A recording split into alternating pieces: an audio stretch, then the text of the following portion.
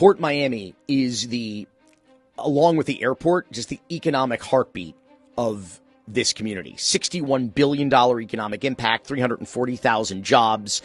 That's not just the Miami-Dade economy. That's the Florida economy would collapse if there was no gas or fuel for the cargo vessels and cruise ships that employ so many people and make the world go round. You don't have to just work for a cruise line or a cargo company for your job to be impacted by this industry. This industry impacts hundreds of thousands of jobs. It's crazy. And then they were negotiating to buy it for $400 million, which, Roy, if you do the math between $400 million and $180 million, that is $220 million in the mix there. That must have been a lot of fingers in that pie to get a piece of that action. So, pie, yeah. So what Elaine observed in a really interesting theory is that these were not novices, Elaine, right? These developers were not just some first-time yutzes looking to build $2 billion worth of luxury housing here on Fisher Island, the nation's richest zip code.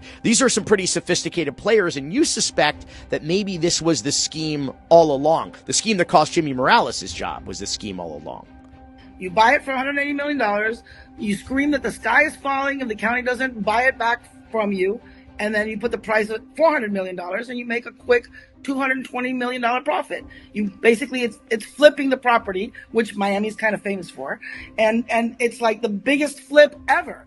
But these are people, like you said, who are not novices. They're not newbies. And they're also sort of like our city's fathers. I mean, you can't look at the skyline in Miami without seeing a building that's been built by George Paris of the Related. And Russell Galbraith probably has, owned more property on Miami Beach than anybody else, or a lot of other people combined.